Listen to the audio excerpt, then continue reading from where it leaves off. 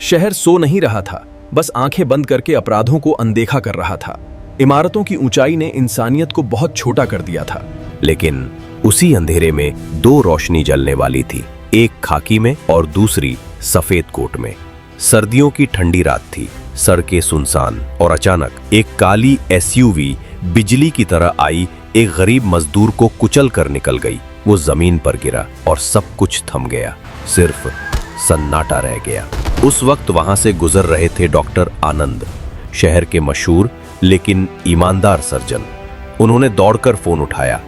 Hello police, यहाँ एक हादसा हुआ है, कुछ ही मिनटों में। सायरन की आवाजें गूंज उठी। एसीपी रिया शर्मा वहां पहुंची। उनकी आंखों में निडरता थी, चेहरे पर सख्ती, पर दिल में न्याय की आग। रिया ने सबूत जुटाए, नंबर नोट किया और फाइल खोली। एक ऐसे केस की जो इतिहास बनने वाला था। लेकिन जैसे ही रिपोर्ट बनी, रिया के डेस्क पर फोन बजा। दूसरी तरफ थी ताकत की आवाज, बलजीत भाटी। रिया शर्मा, तुम नई ऑफिसर हो, मेरी हद में रहो, मेरे बेटे को छोड़ दो, वरना तुम्हारी वर्दी और करियर दोनों खत्म। रिया ने कुछ नहीं कहा, सिर्फ फोन काट दिया, क्योंकि वो जानती थी अब ये लड़ाई आसान नहीं होगी। अगली सुबह ब्रेकिंग न्यूज, डॉन के बेटे पर हिट एंड रन का आरोप। शहर दो हिस्सों में बट गया। कुछ लोग रिया के साहस की तारीफ कर रहे थे, कुछ डर से चुप थे।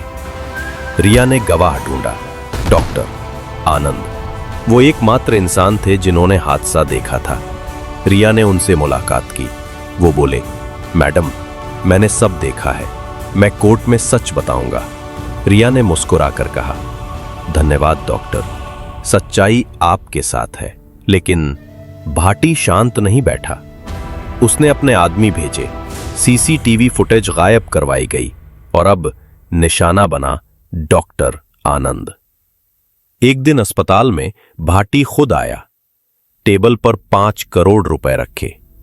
बस इतना कह दीजिए डॉक्टर कि आपने नंबर प्लेट नहीं देखी।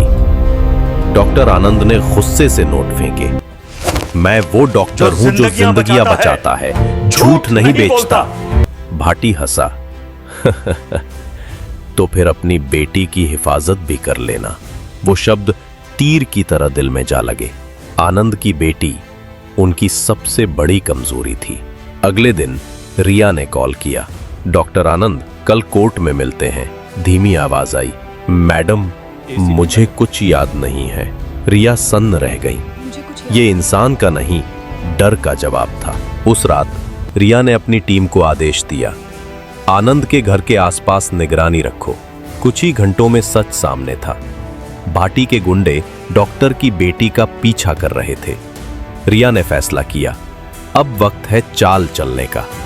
वो वर्दी उतारती हैं और एक नर्स की ड्रेस पहनकर अस्पताल पहुंचती हैं। वो कमरे में गईं और बोली, डॉक्टर साहब, अगर आप चुप रहे तो ये अपराधी और कितनी जिंदगियां तबाह करेगा। डॉक्टर आनंद की आंखें नम थीं, लेकिन तभी दरवाजा खुला। भाटी के आदमी अंदर घुसे। वो आनंद को पकड़कर ले जाने लगे। रिया ने नर्स की ड्रेस फाड़ी, नीचे खाकी की वर्दी चमक रही थी। अब देखो कौन बचाएगा तुम्हें। कुछ ही सेकंड में गोलीबारी शुरू हो गई।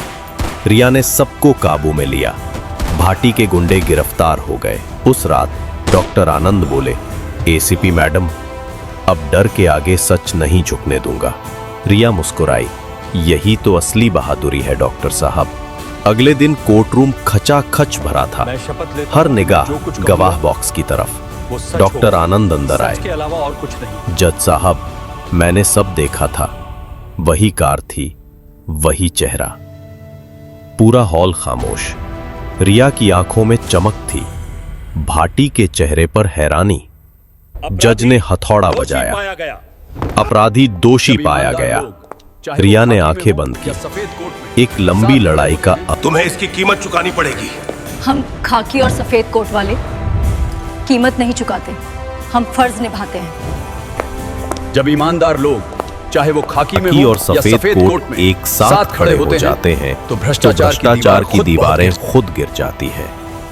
सच्चाई हमेशा देर से जीतती है, पर जब जीतती है तो इतिहास बनाती है।